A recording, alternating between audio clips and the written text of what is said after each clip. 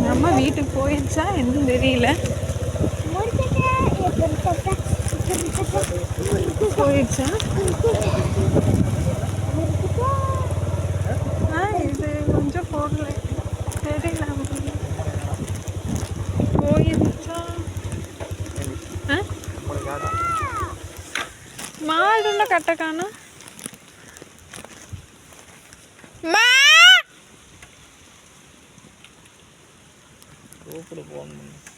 Phone தான் சைலண்ட்டில் வந்துருச்சு.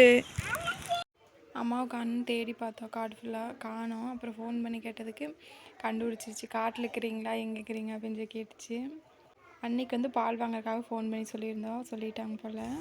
அப்புறம் மாட்டை பிடிச்சி கட்டிட்டு வந்துட்டேங்க அப்படின்னு சொல்லி சொன்னாங்க. அப்புறம் மாடு கட்டுறதுக்காக வந்தோம்.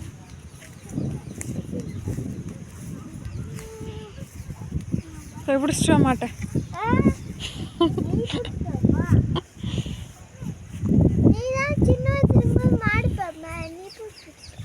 நான் சின்ன வயசுலக்கெல்லாம் மாடெல்லாம் மேய்ச்சதில்லை. நான் பெரிய வயசு ஆனதுக்கப்புறம் தான் மாடு வாங்கினாங்க. சின்ன வயசு கீழே மாடு வாங்கலை.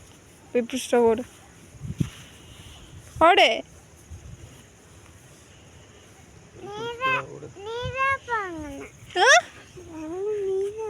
ஏன் அதெல்லாம் நீ போகக்கூடாதா? அம்மா சின்ன வயசில் ஆடு தான் மேய்ச்சேன். மாடு மேய்க்கல.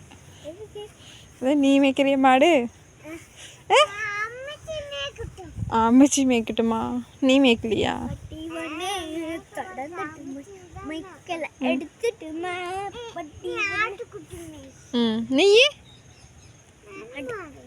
நீ மாடு மேய்க்கிறியா? சரி. நான் தான் மாடு பிடிக்க போனேன். மாடு தலையாடிட்டு வந்துட்டேன். அப்புறம் நீ பிடிக்க வேணான்னு சொல்லிட்டு அப்புறம் ஹஸ்பண்டையும் பிடிச்சாரு. தடி எடுத்துட்டு பிடிச்சாரு. மாட்டுக்கு மேய பத்தலையாமா.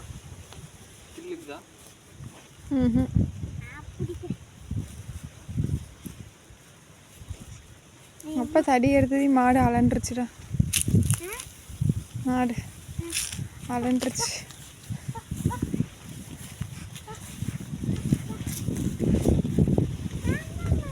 மாடு போய் பிடிட்டானதுக்கு பக்கத்துலேயே போக மாட்டேன்ட்டான். அவங்க அப்பா பிடிச்சது நானும் பிடிக்கிறேன்ட்டு பிடிச்சி போகிற பாருங்க கொடைங்க. இப்போ மாட்டை கட்டிட்டு கிளம்பியாச்சு.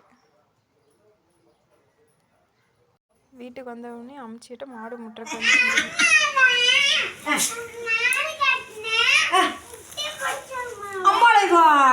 ஏன் ஜம்மி